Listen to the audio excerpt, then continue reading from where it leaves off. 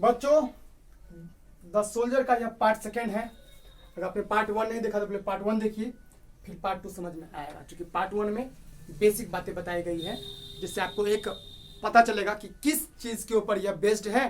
ठीक है बच्चों, द सोल्जर रॉबर्ट ब्रूके साहब का। देखिए बच्चों, there shall be in that earth, there shall be in that rich earth. बच्चों कह रहा है a richer dust concealed। देखिए बच्चों, बहुत ही गजब लाइन है।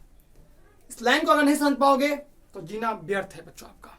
समझिए, there shall be in that rich earth a richer dust concealed। बच्चों ऑथर कहते हैं कि मेरी मृत्यु जहां भी हो, इससे पहले की बात बता रहे हैं बच्चों। तो मैं पहले की लाइन बता करके आपको कनेक्ट करना चाहूंगा। ध्यान दीजिए बच्चों, ऑथर ने इससे पहले कहा था कि मैं जिस भी कोना मरूं, जिस भी को ना मरूं, चाहे जो विदेशी जमीन क्यों ना हो, मान लिया जाए कि वो इंग्लैंड का होगा। मेरी यह इच्छा है कि वो इंग्लैंड का कोना मान लिया जाए और वह जमीन इंग्लैंड का ही हो। ये ऑथर की दिल्ली तमन्ना है बच्चों। वो कह रहा है इन दैट अर्थ, वो जो भी जहां मान लो जिस कोने मरे, मान लो वहां मर गए, ठीक, तो in that earth a richer dust concealed. बच्चों उस अर्थ में, इस अर्थ में जहां पर हमारे किसके, रॉबर्ट ब्रूके साहब की मृत्यु होगी, वह कोना बच्चों और रिचर डस्ट कंसील। बच्चों ये ना बड़ी क्या है, बड़ी को यहां इन्होंने डस्ट माना। क्या माना बच्चों? डस्ट।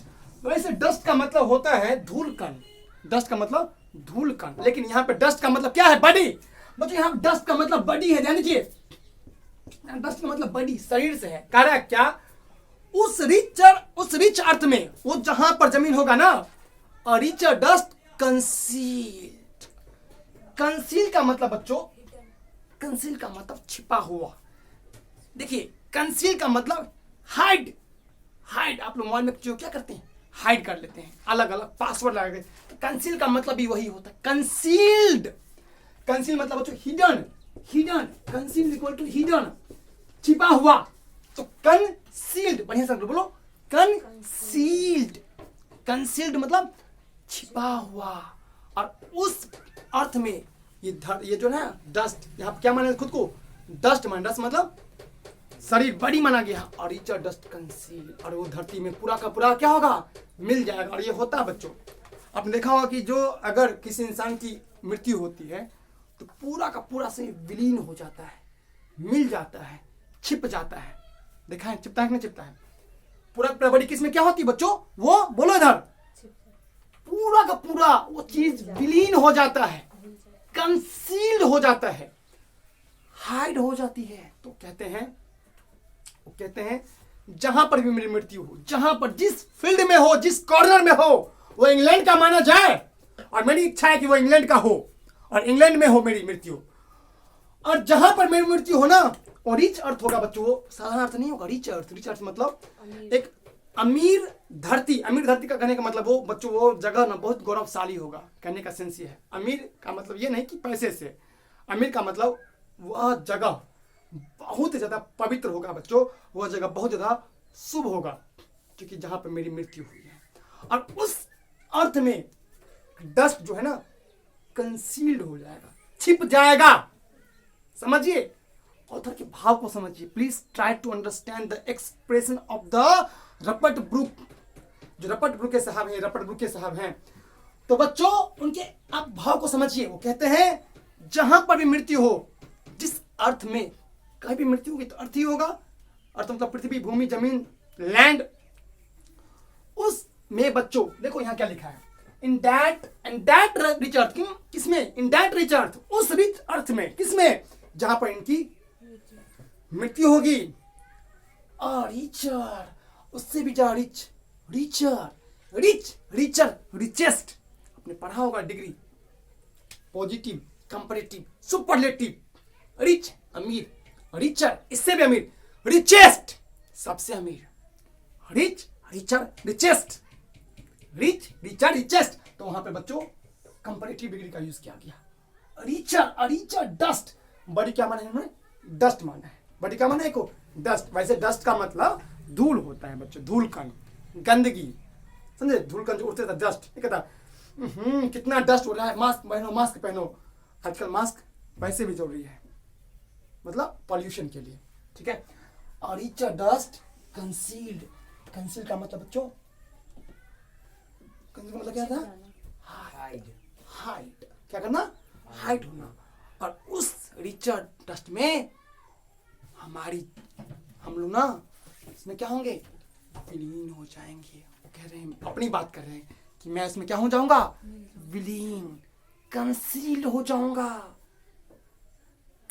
पूरी का पूरा मिल जाऊंगा धरती में, मैं नस्तनाबूद हो जाऊंगा। धरती वो फिर पूरा मेरा राख भी नहीं बचेगा। कहने का सेंस ये कह रहे हैं बच्चों, ऑथर, समझे? आगे देखो, अ डस्ट whom England bore, एक डस्ट, एक शरीर। डस्ट मतलब बच्चों बॉडी, यहां डस्ट का मतलब क्या है? बॉडी, शरीर, डस्ट। अ डस्ट whom, जिसे, whom मतलब जिसे, इंग्लैंड बोर, वह डस्ट या शरीर जिसे इंग्लैंड ने जन्म दिया, वह डस्ट, ये शरीर जिसे इंग्लैंड ने क्या किया? बोर किया बच्चों। बियर, बोर, बोर्न, वर्ब का सेकंड फॉर्म बच्चों, जन्म दिया। बियर, बियर मतलब जन्म देना, या बियर का मतलब सहना भी होता है, टॉलरेट करना, किसी को बियर करना, बर्दाश्त करना, ठीक है, बियर।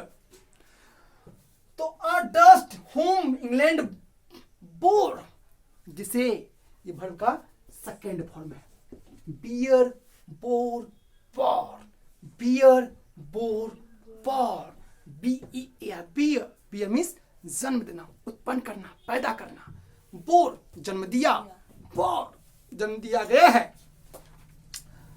एक शरीर जिसे, एक शरीर, ध्यान दो, होम इंग्लैंड बोर सेप्ट, जिसको इंग्लैंड ने क्या किया? एक आकार दिया।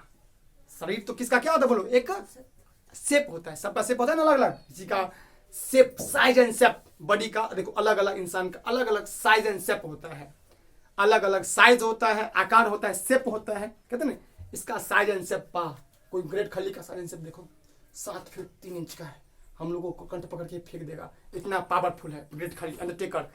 कहने का सेंस यह है, मतलब उसका साइज शेप कैसा है, कैसा है बच्चों? कहने का सेंस बता रहे एग्जांपल से। तो a dust whom England bore shaped made aware, एक डस्ट जिसे इंग्लैंड ने जन्म दिया, सेप्ट किया, आकार दिया। सही बात है, ये जो आकार है मेरा आकार है, किसने दिया है? इंडिया ने दिया है। मैं नहीं कह सकता कि ये आकार पाकिस्तान ने दिया, क्योंकि ये यहाँ की आबो हवा, यहाँ की क्लाइमेट, यहाँ की जलवायु, यहाँ का तमाम चीजों ने ये बच्चों हमें बनाया है। यहाँ की मिट्टी, यहाँ की हवा, यहाँ का जलवायु, यहाँ की सब कुछ ने हमें इस लायक बनाया है बच्चों, तब जाकर हमारी परवरिश होती है। कहते हैं, इसके पीछे एक कोटेशन याद आया बच्चों, बहुत बढ़िया, बहुत बढ़िया कोटेशन, देखो सुनो।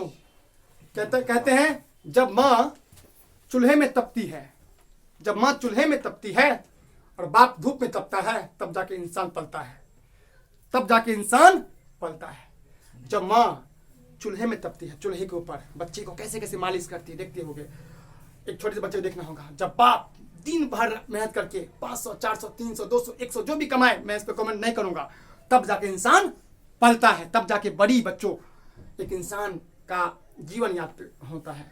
कहने का सेंस यही है, अ डस्ट, एक डस्ट, एक बड़ी, जिसे हुम, हुम मतलब बच्चों, हुम का मतलब होता है जिसे, हुम मतलब क्या होता है? जिसे, हुम जिसे इंग्लैंड यहाँ देश है, बोर, बोर मतलब जन्म दिया, बोर मतलब बच्चों यहाँ पर क्या है?